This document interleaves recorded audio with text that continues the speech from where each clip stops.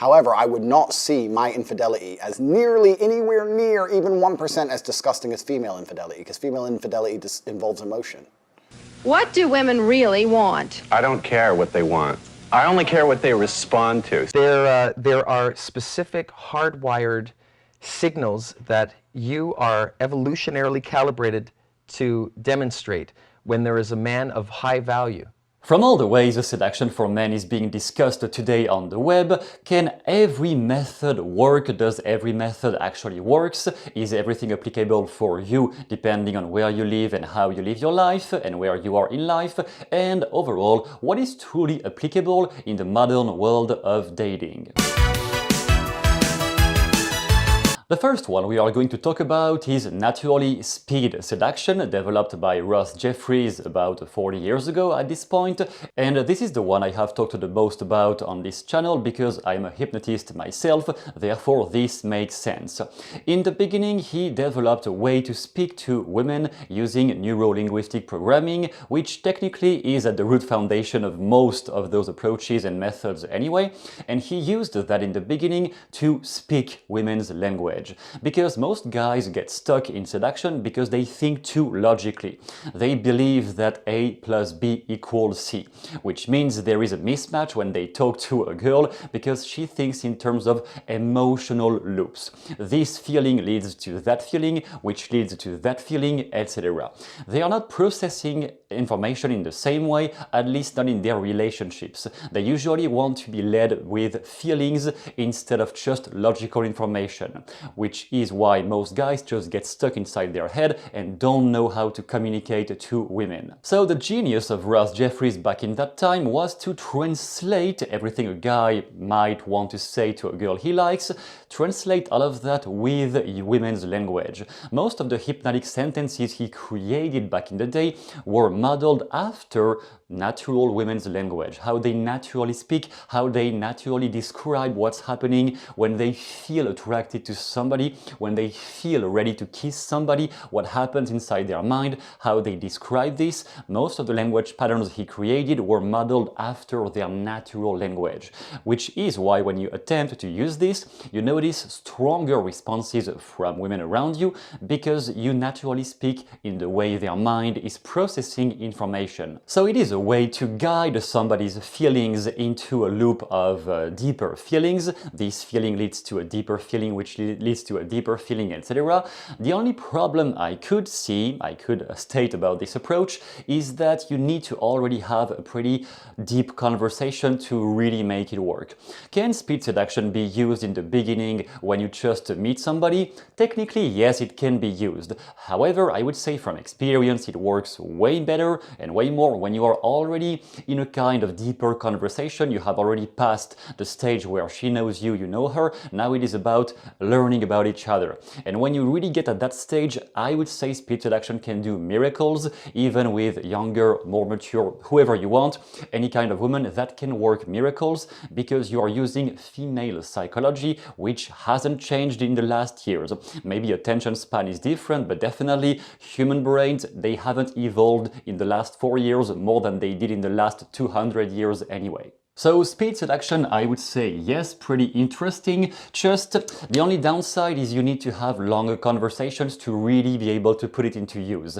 With just brief interactions, you won't have much space to actually use all the patterns that Ross has been laying out that can make your dating life much more interesting. And if you want to discover some of those patterns, you have down below 5 of the ones I have used the most myself. Those are ones I have based on my own natural way of speaking, and whenever I wanted to seduce somebody, I was using that kind of language anyway. So you have down below what worked from my experience if you want to experiment with it yourself. It may not work for everyone because it is modeled after my language, but definitely you can find some gold nugget inside this. Then you have the wonderful world of alpha males, red pill gurus like the most famous Andrew Tate, and I would even say that Andrew Tate is the only real big one. All the other ones are just guys who try to do what he did, but don't really get to the same level as he went to. The main philosophy behind this ideology came from Rollo Tomassi, I think, back in the day. He wrote a book about male-female relationships, explaining that men were at a disadvantage in society and that women were too much in power and that men had to take that control over women, or like take back the control over women. In Andrew Tate's ideology, it translated as, well, no woman will ever look at you unless or until you are high status. High status meaning, let's say you have at the very least a six-figure salary every year,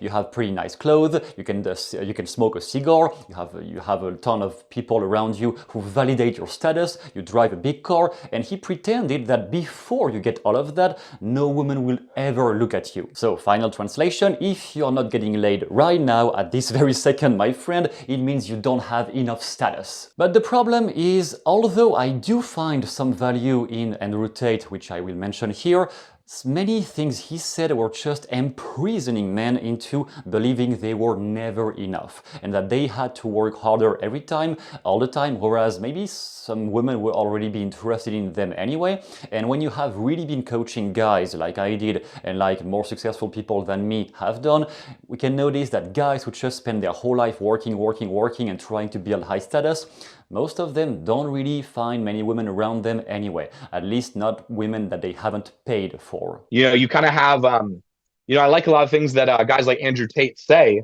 but a lot of guys take it too far, which is then obviously why Andrew Tate has all the problems that he has. But if you just take some of the platitudes, a lot of the platitudes are correct. But what it is, I mean, not a lot of guys who love Andrew Tate get very much results with women because they're too busy playing in the platitudes of what he says. Right? They're too busy trying to be a high value male, right? In this kind of loop of what high value male even means and not spending enough time owning up to the fact that they do want to date, pick up, have sex with a beautiful woman. So the value I can recognize in Andrew Tate that I didn't see back in the day in the beginning because I didn't really like that guy anyway. I didn't say he didn't have good communication skills, but I said I just didn't like his personality and the way, the values he's preaching. But the big advantage or positive value I have seen in him is because in the last years I have met so many guys, young guys in their early 20s who got motivated and got really worked their ass off and built a business and became super productive, starting from zero, from scratch, from being a nobody, a low-life loser. They became somebody through listening to Tate and getting more productive and moving their ass because they listened to Tate's speeches. So on that, okay, if your sole purpose, if your intention is to build a business, become super successful, I would say some things Tate or all the gurus around from his style are saying, some things can be positive. However, I would say all the ideologies he's planting in guys' heads about women, about how women think, he's really reducing that to the worst of the worst of the worst of the worst in the pound of women anyway. So on this one, I would say better listen to somebody else if you try to find advice for dating. Many of the guys who just listen to Tate and nobody else, they end up lonely, they end up surrounding with other men, which is not a problem in itself. But even when they say they want to attract women, they don't really know how to do because they haven't practiced anything of that sort. Life is about choices, correct. My point is this. If I had a woman, I would decide not to cheat because I decide. However, I would not see my infidelity as nearly anywhere near even 1% as disgusting as female infidelity, because female infidelity involves emotion. You will not sleep with a man you don't like. I can sleep with a woman I don't like. It's a completely different thing. I can be head over heels in love with a woman, ready to die for her, ready to take a bullet for her, protect her, give her all the money in the world, make sure she has a beautiful family, a nice big house, all of it. And I'll still f that bitch. Watch me. A woman won't do that. So don't lie to me and pretend. No, you won't. Any woman who will sit here and say, I can f dudes and not care about them is fundamentally broken. Her soul is broken. Okay, well, she's broken then, but she's still doing it. Well, if she's broken, she ain't anywhere near me. I don't want no broken bitch near me. A great line I heard about this back in the day, or similar to this, was if you're looking for an enemy, you are going to find an enemy. Which means if you keep seeing women as people who just want to emasculate you, who want to steal your balls and just make you like a puppet, yeah, do those women exist? Yes, they do exist in the same way some terrible men do exist. But if you hyper-focus only on the most toxic and negative women around you, guess what you are going to see? More of the negative women around you. It is called a self-fulfilling prophecy or the placebo effect. I'm pretty sure I'm not teaching you anything new here. So focus on the ones you actually want to meet, focus maybe less on the ones you don't want to meet, and you will definitely find more attractive, become more attractive to the kind of woman you actually want. Then we have the world of online dating, mostly these days through Instagram profiles, where you are supposed to build the most intense profile with tons of pictures of yourself doing cool stuff, of being jacked, being muscular, and having an open shirt, and you're supposed to show that to match with the most impressive women around high status women because you show you are a high status man. So technically that can be linked to Redpill, but also I would say that online dating is separate from Redpill depending on how you approach it. Changes everything. I know for a fact this works because I've seen it work with my own two eyes, and I've seen it work on myself before I was famous, before I was rich, you know, and I've coached 1,000 guys. I had one guy that made small tweaks on his Instagram, and in 1 week he had 9 girls DM him. So it's like, I've seen it. I don't think it works. I know for a fact that it works. So you said you started mentoring guys. How does that work? I just break down stuff from their social media to their approach to just all the different things. And it's like, there's a lot of things that I've had a lot of experience on, and I can save them a lot of heartache and headache.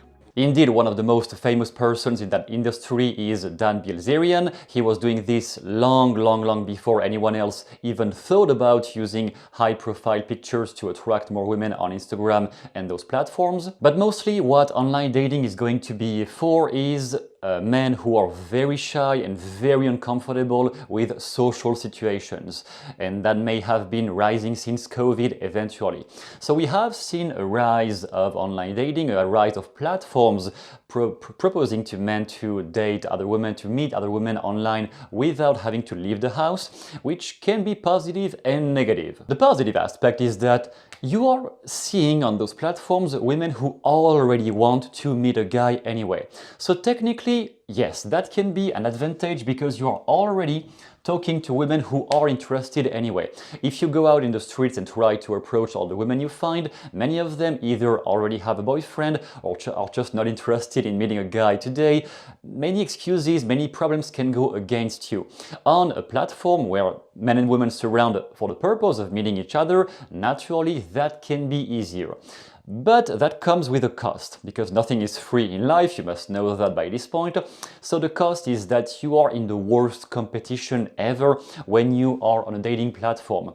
On a dating platform, you are competing with guys like Bilzerian, guys who have a six-pack, guys who have a Ferrari. You are competing against all of those guys because whatever platform you find yourself on, you're gonna find some of those guys already taking space on there. So it is mostly about looks maxing, and you have to be the most attractive guy physically speaking just to get basic attention on those platforms.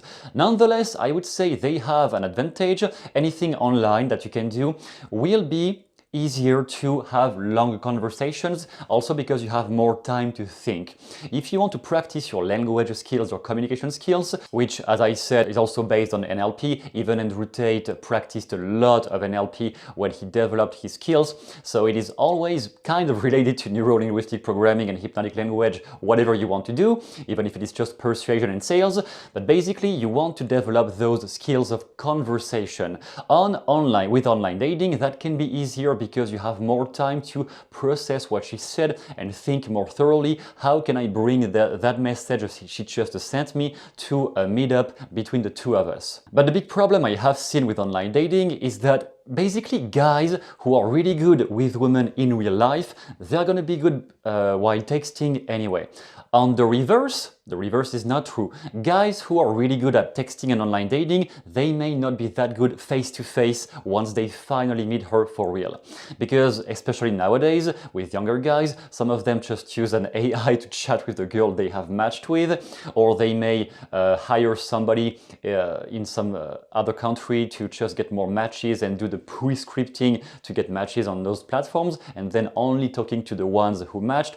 That's maybe fucked up, but that's really what happens in younger guys these days. So that to me is less interesting, because if you never learn actual human interaction, just because you can do it online does not mean you are going to be able to do it once you are face to face with her. And finally, we have what is less and less known these days, but even my generation really knew it back in the day, and younger guys today may not know that that not knowing that well. It is game, social skills, everything about mystery, the mystery method, real social dynamics. All those guys who kind of vanished over the years. Some we can still see them, but they are much less famous than when I started back in the day, and even before me, like 20, 30 years ago. It was all you could find online about dating. It was pickup artist, PUA, and game social skills about this. The basic goal was to sleep with as many women as possible while approaching from scratch. So, you know, there was a lot of honor back then for sleeping with women without any status. The guys in that industry who received the most honor were the ones who specifically didn't have high status, didn't have a lot of money, didn't have a big car, were not the most attractive guys physically, and even despite all of that, they were still succeeding. And we have seen that back in the day. A lot of them, even without the good looks, all of that, they still succeed even more than the guy who actually has all of those things. Which was kind of a proof that, yeah, your communication skills about NLP, about hypnotic language, all of that can play a part even more on her mind than all of the high status things that are just made for appearances. To me, that was kind of the Spartan culture. You know, the Spartans, they can do it with no weapons, no equipment, no food, nothing, they can still do it. That's kind of what I liked into that approach, into that idea, that even without anything, you're nobody, nobody knows you, you're not famous, even without all of this, you can still work your way up to the highest standards of society, up to the highest echelons of society, just because of your social skills and communication skills. That's really what seduced me in that industry, much more than anything else. And back in the day, we found a lot of fights online between, you know, cold approaching versus warm approaching, between cocky funny and just indirect game, or indirect game and direct game,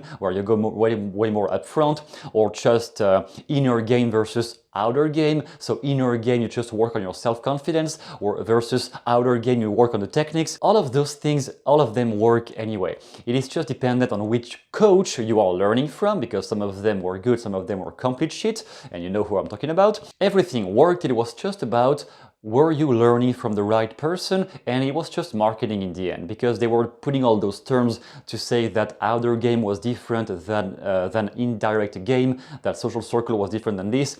It was just marketing, everything worked anyway. But funny enough, when a guy from that industry was finally succeeding in life and having a lot of money, a lot of perceived status, and having entries into the highest, the biggest nightclubs with a ton of models, that guy was almost like excommunicated from the pickup artist society, because pickup artist was all about doing it in the Spartan way, with nothing. There was even a guy, his name was Jason Capital. He had worked his way up into the pickup artist world and became famous for dating girls that he just approached in the streets. And then when he became successful, he described that most of his friends from that world just tried to push him away, because he had kind of violated the code. He was no longer part of them, because now, oh, he had status, so he was not a real one. He was not a real pickup artist. And you may find that toxic, or you may find that like too much, but the point is that indeed when you can do it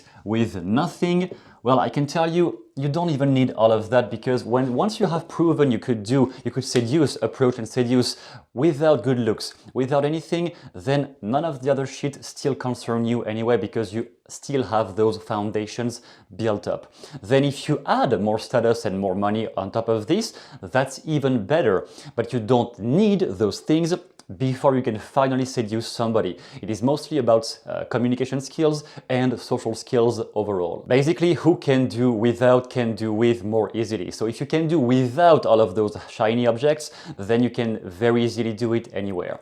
As a conclusion, I would say, what is positive, what is negative, who should you still listen to in this current year, and who is a toxic coach or a guru, whatever?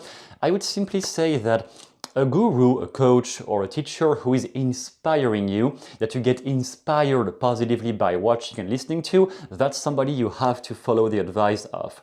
Somebody who's only hitting on your insecurities and on your fear because you're not enough, you don't have enough, you should be more than you are. Somebody like this, I would just not listen to that person because they just want to manipulate you anyway. So every marketing is slightly manipulative by its nature because it is using humans' negative emotions to get them to pay for something. That's not a problem in itself as long as the person selling really wants to see the students succeeding. Some coaches and gurus we have seen in the pickup artist world and stuff like that, they didn't give a shit, they just wanted your money. So who should you listen to? Simply the person who's inspiring to you. Somebody that you are inspired by when you see the results they are having or when they describe those things. You really get inspired because you know you could do more with your own dating life based on what they say. If you get that feeling of a positive inspiration, that's somebody to follow. If it is somebody just hitting on your insecurities because you're a piece of shit, you're not enough, or they just want to show you how better their life is compared to theirs, compared to yours, then I would say be careful with that one because they might not be the best person to really get you higher in life. Maybe they're gonna get you even lower than where you are right now. And if you have enjoyed this video, you might consider subscribing and even posting your questions or comments if you have any. And with that in mind, I tell you, thank you very much for watching and see you soon in the next video.